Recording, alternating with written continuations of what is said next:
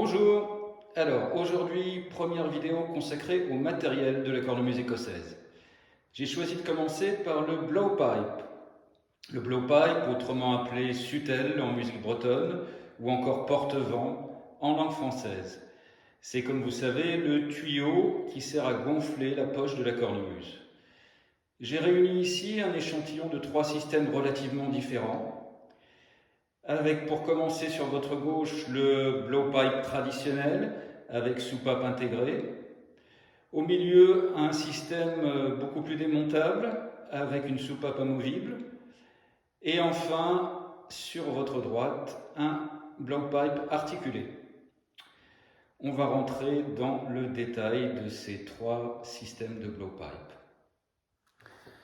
Alors ici, donc, nous avons le sutel, le blowpipe traditionnel, donc, qui est presque dans une seule pièce, puisqu'ici le corps en bois est complètement solidaire.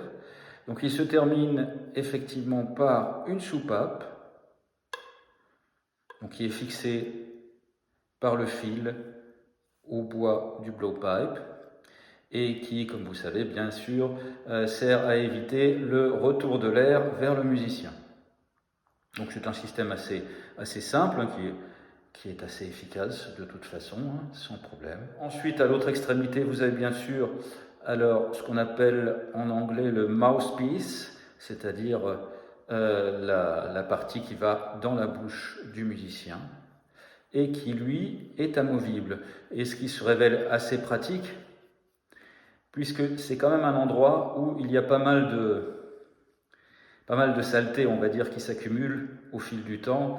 Et donc c'est pratique de pouvoir démonter tout cela.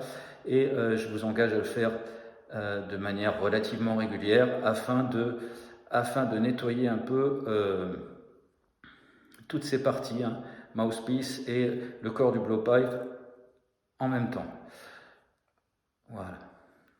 Alors ce qu'on peut faire également, vous voyez, j'ai mis un peu de téflon sur le bois. Ça sert en fait, ça peut être remplacé également par, vous savez, un espèce de produit siliconé qui est vendu souvent dans les magasins de sport pour fiabiliser les fermetures éclairs, les fermetures à glissière. Et ça sert quand même parce que l'humidité qui s'accumule au fil du temps, eh bien, risque de coller, de faire adhérer très fortement les parties de ce blowpipe, et donc ça permet quand même de pouvoir les démonter beaucoup plus facilement. Voilà pour ce premier blowpipe. Alors tout de suite, un petit commentaire, j'utilise régulièrement des souches mortes, alors qui ici ont la particularité de ne pas avoir de vis de réglage, et c'est quand même très pratique. Vous savez que la vis, en général, sur ces souches mortes, sert à fixer la souche sur l'extrémité du tuyau, et que cette fixation, cette vis, vient souvent abîmer le filetage. Et donc avec ce système qui n'a pas de fil, qui n'a pas de vis, pardon, voilà, fonctionne très très bien.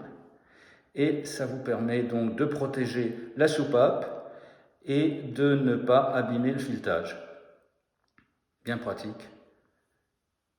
Alors pour tous ces conseils matériels, évidemment, je ne vais pas vous donner de marque, mais eh bien, en message privé, en contact privé, je peux vous en dire un peu plus. Deuxième système, donc là, on va retrouver encore une souche morte. D'ailleurs, ces souches, je les utilise aussi pour protéger les chanteurs et éventuellement les anges qui sont montés sur cette chanteur.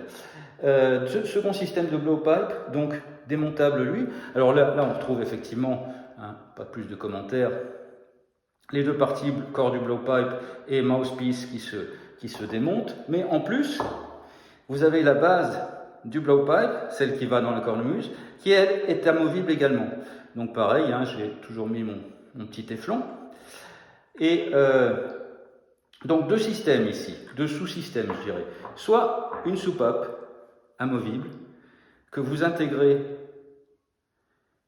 dans le blowpipe, que vous fixez ensuite, tout ce vis, hein, que vous fixez ensuite avec cette pièce, l'ensemble rentrant ensuite, bien évidemment, dans la poche de cornemuse, soit un autre système, donc là, je ne la retire pas, peu importe. On oublie la soupape, en revanche, vous avez cette soupape amovible qui est fixée à l'intérieur de la souche de l'instrument, de la souche de la poche. Et cette soupape est hyper pratique. Actuellement, c'est ce que j'ai trouvé de plus étanche sur le marché. Et l'étanchéité, c'est un problème essentiel pour tout joueur de cornemuse. Et donc, vous fixez ça dans la souche de la poche avec ce petit outil, voilà, qui vous sert à la fois à diriger cette soupape et ensuite à la fixer en serrant en fait le caoutchouc qui est là.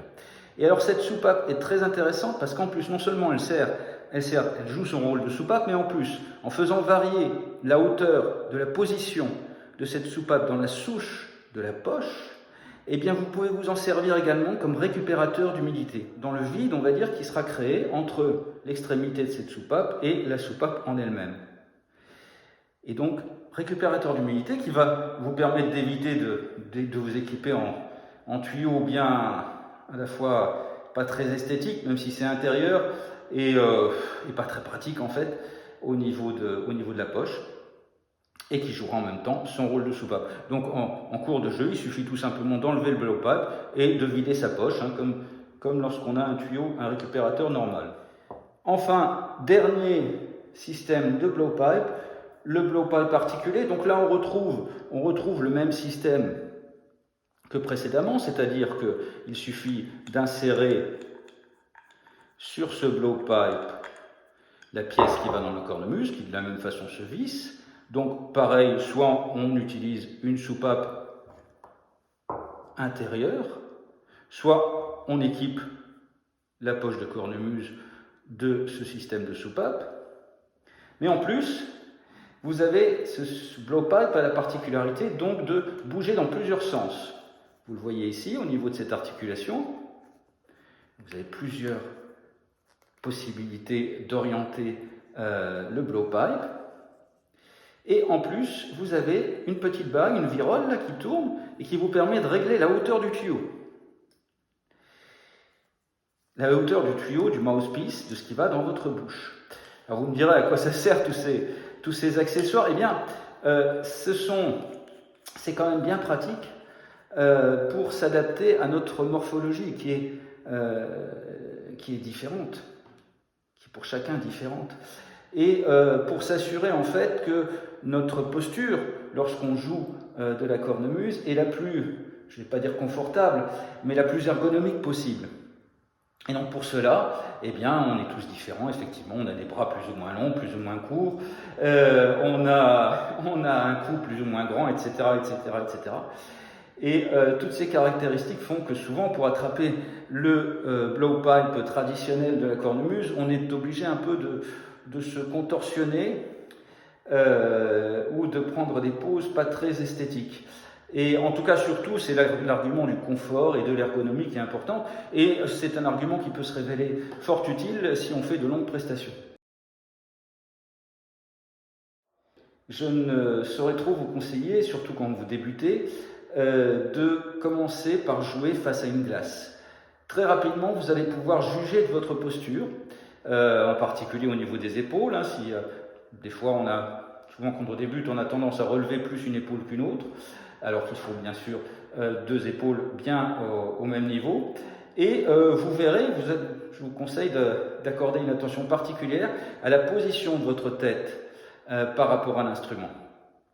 Le but étant d'avoir la tête la plus droite, la plus axiale possible, et non pas de devoir se contorsionner en fait pour réussir à faire une prise en bouche normale, correcte du blowpipe. Et donc pour cela, effectivement, ce blowpipe articulé sera qui va pouvoir s'adapter à vos besoins, pourra être d'une grande aide.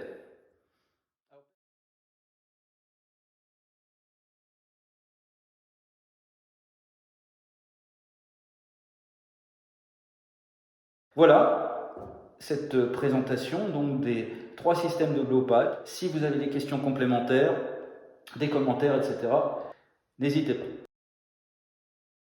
À bientôt pour une prochaine vidéo sur la cornemuse en particulier, réglage, matériel, entretien, etc.